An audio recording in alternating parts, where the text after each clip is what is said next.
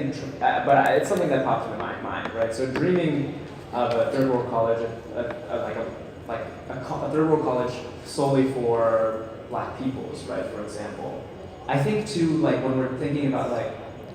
That's not I'm sorry, I'm jetting off that because when I think of that, I think of like spaces of knowledge production that exist outside of this space, right? And so one of the things that, and I'm sorry that I'm not exactly responding to your question because this just hit me. Like one of the things that I've been thinking about that is this process of gentrification and how we see it in Cuba and in Palestine and where I'm from in LA, right? And like these institutions in an effort to sort of recognize their own progressiveness, right? I'm thinking of sort of like Roger Ferguson's like reorder of things, right? They are appropriating sort of those same tendencies, right? And so one of the things that I want to sort of bring up, this is just an interesting thing, is like, for example, Georgetown University has an official reparations program. But any student, in order to enroll in that program, has to produce proof, documentary proof, kind of what Nanea touched on, that their ancestry was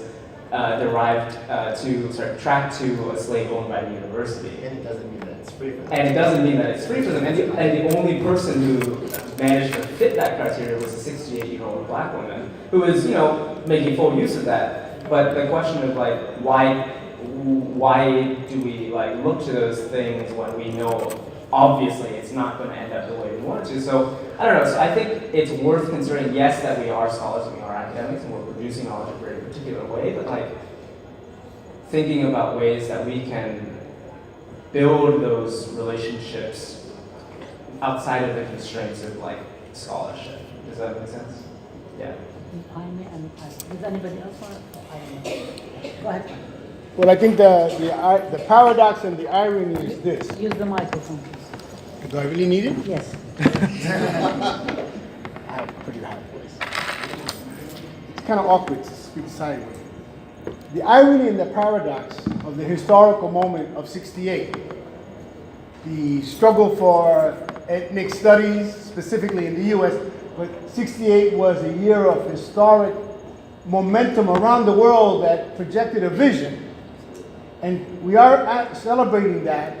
And for example, Verso publication has been running an incredible series that reminds us that it was a worldwide phenomenon, of which it's more than just what happened in Paris, as significant as it was, but it also occurred in Morocco, it occurred in Indonesia, it occurred in many parts of the world, of which there was a certain framework and vision. Now, paradoxically, in terms of the specifics of the '68 struggle for ethnic studies, it was a victory, but it's also the dynamic that those who led the victory are not the ones who expanded the production of it. Much of the people who led the battle are not the ones who were hired to teach the courses. The ones who were taught and brought into the academy to teach ethnic studies are not the ones who actually had the vision of third world vision, Black studies, but who came and brought the academic framework and academic structure, academic mode of teaching, and eventually the co-optation process, in which the actual perception of ethnic studies became narrowly structured into identity politics or some critical Afrocentric perspectives or critically narrow Latin perspective. And that's where we are fighting a rearguard battle to reframe and restructure. The other thing about the '68 and the political phenomena in this battle was that it also coincided with the beginning of the neoliberal 40-year period that subsequently developed. So that while we won a very significant battle in many ways during that period, culturally, politically, socially, but it also came at the very beginning of the consolidation of a neoliberal expansion of finance and structure as we are engaging now, and the corporatization of the academic studies. Interesting, like Puerto Rico, I wanted to raise, and I didn't do it. What's one of the significant impacts of the Financial Control Board that is being imposed on Puerto Rico now, utilizing the crisis, the economic crisis, is that they are completely changing the structure of the University of Puerto Rico, in which they've doubled the student enrollments. They're restructuring and revamping the academic structure. And keep in mind, University of Puerto Rico, like many other universities around the world, including the University of Havana, are historic centers of struggle. Most of the independence movement and the independence figures of history in Puerto Rico came out of the University of Puerto Rico. So there is definitely a calculated perspective of how to utilize a crisis to also defeat any possibilities going forward. If no, does anybody I'll else? say one quick thing. Okay, go ahead. Here. Yeah, thank you all for your comments. I just wanted to respond to this embeddedness question because there's, in another piece called my master's thesis, I fleshed this out a great deal, and I was like really torn about whether or not to omit it in the interest of time, being as how we have so many people up here. And one of the things in terms of like pedagogy and indigeneity in California specifically, I think it's really important to like situate this course there, is encouraging students to think about in narratives like mestizaje, for example, because we have so many Mexicans and first and second generation folks in my courses, what does that do for your relationship to land, right? Many of my students will tell me that their families of origin have issues with their Indianness or their indigeneity or with their blackness and so on. And so that's a lot of what we spend our 16-week semester doing is like getting them ready to start grappling with those questions on like a personal level and maybe starting to think about, okay, then now that I'm okay with this and now, I'm not so mad at my folks anymore or whatever, or not so mad at colonialism or, thinking, it's because it begins with them, right? Oh my gosh, what does this mean? There's like this dissonance and then it's like, oh, but now I'm mad at my parents where I heard that from and then now I'm mad at my grandparents where they got it from and so on. Now I'm mad at this larger structure. If we're lucky, we get to that in 4 months. And then at the end, there's like, hopefully a moment, with a select few who are very critical and interested, where they start to think about, oh, okay, and my struggle is not unique, and these erasures have happened all over the world, right? So I really appreciate you raising that, and I just want to, put that out there. I also think in terms of, academia being a place to produce counterinsurgencies and also kind of contributing to the U.S. empire expansion. These are really important questions that I think, being as I am situated in the US's first College of Ethnic Studies, we have this reputation for like doing very cutting edge scholarship and what, some critics have said is that edginess is kind of window dressing, right? That we're still imbricated and that because we're in a university in the US, period, end of story. I hope as a young lecturer, again with a precarious position, to just do what I can with that space. I experienced my education as a generative site of critical consciousness, so maybe there's like a couple of other people there, but we also know that it's circumscribed because many students and people generally, right, are not comfortable taking the types of risks that I want them to for political change. So I really appreciate and welcome your folks' comments. I'm going to just add a few things to what my colleagues have already mentioned. I think one is the question of what Adnan raised, the whole question of the paradox, definitely. And I think one of the ways, at the very least, that this project is trying to do is one of the ways to hold ourselves accountable is never to only be accountable to other academics, because academics then actually are interested in advancing their careers. The academy is built around the question of the market. I mean, what is the market? And people will say, in the market, how are you doing in the market, and so on. If you think about it, and it's in a neoliberal model, that's what it is all about. So I think at the same time, we do want to have people to have careers. We are in this. We're in the business, let's say, of producing knowledge, if I want to put it crudely. So if we are in this, we either rise to the task or we don't. But if we want to talk about the whole question of accountability, we better be accountable. So we can't just talk about it and not actually do it. And one of the ways to is, I think it's also not posing it as a choice, because it's not a choice if you would like to or not. I mean, individually you can, but at the end of the day, there is political economy, there are structural issues, there are censorship issues, there is all sorts of things that are involved in it. And I think one of the ways is sort of what kind of a relationship do you have with the community, and I'm not talking about the community as a some mythical space that everybody idealizes or everybody idealizes the students and so on, because also there are communities and communities, there are communities that are actually advancing the right-wing white supremacy that Enrico has talked about, and there are communities who are actually struggling to see how are their children, how is the university as a public university is supposed to actually produce this kind of knowledge.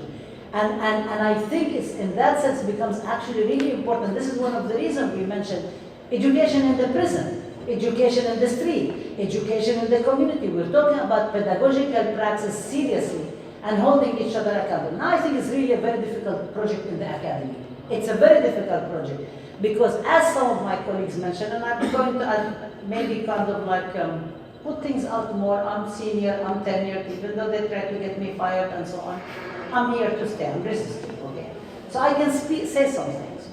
And I think one of the things that are that we need to kind of like hold each other accountable and have, so there is the whole question of the neoliberal university, including in Palestine, where one of the problems that our colleagues in Palestine are facing is that the Oslo Accord that Jaime spoke about, and the whole funding from international agencies and the US and so on, and forcing a change of the curriculum, and forcing the change of the role of the teacher and the role of the student and the role of the relationship of education and knowledge and all. This is also something that is also happening around the whole question of ethnic studies and what do we think about that.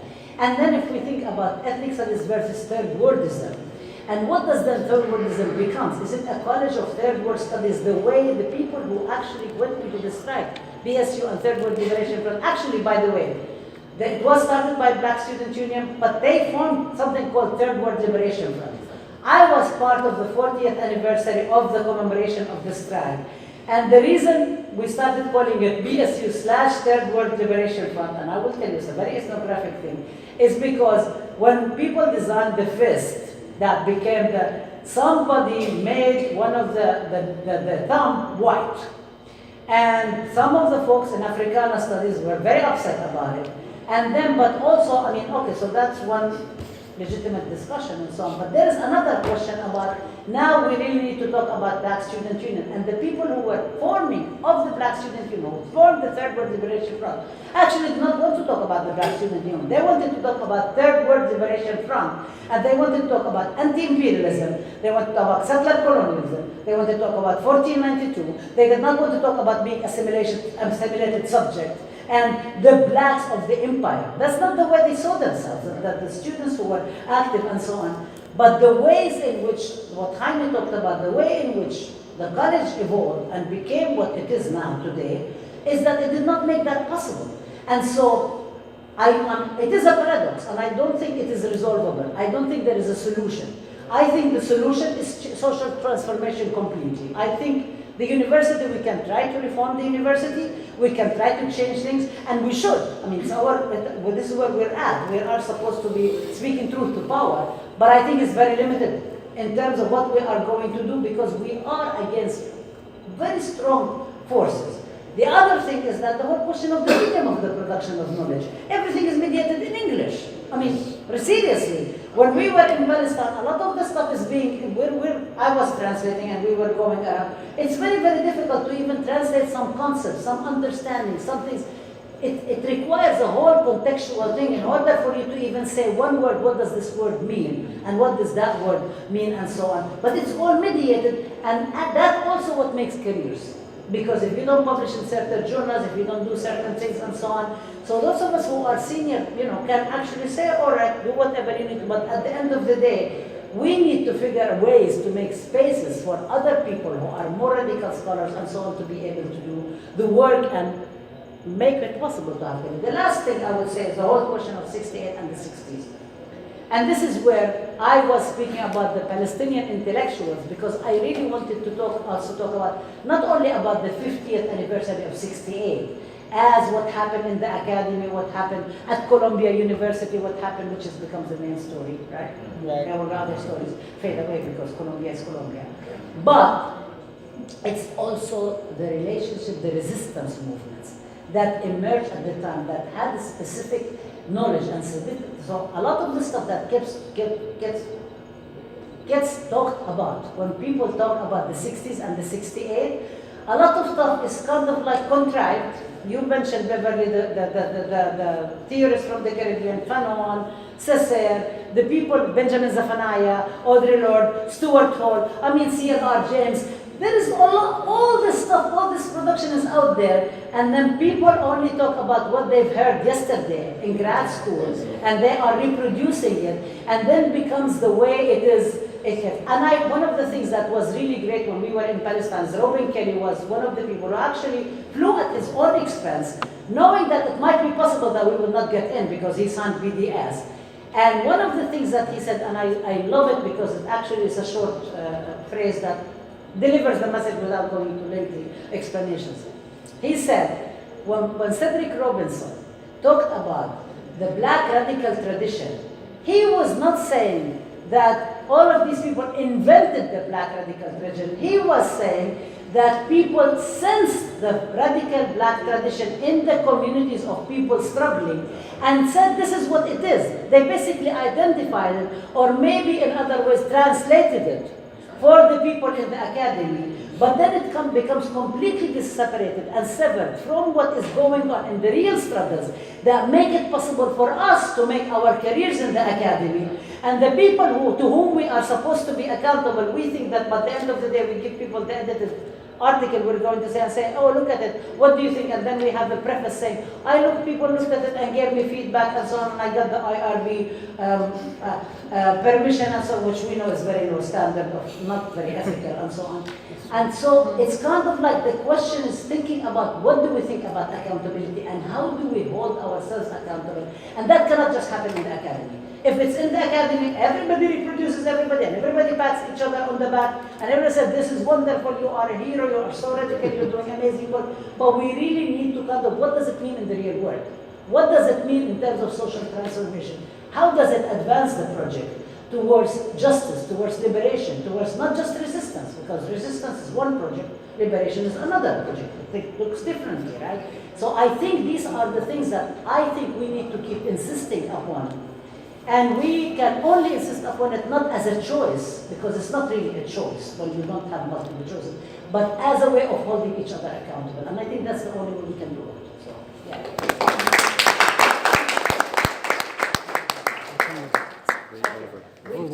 We're over. We're finished. 7. Oh. 7. We're finished. Okay. 7. So 7 was the please, final ending. thank you all for coming. Thank you for a very engaged conversation.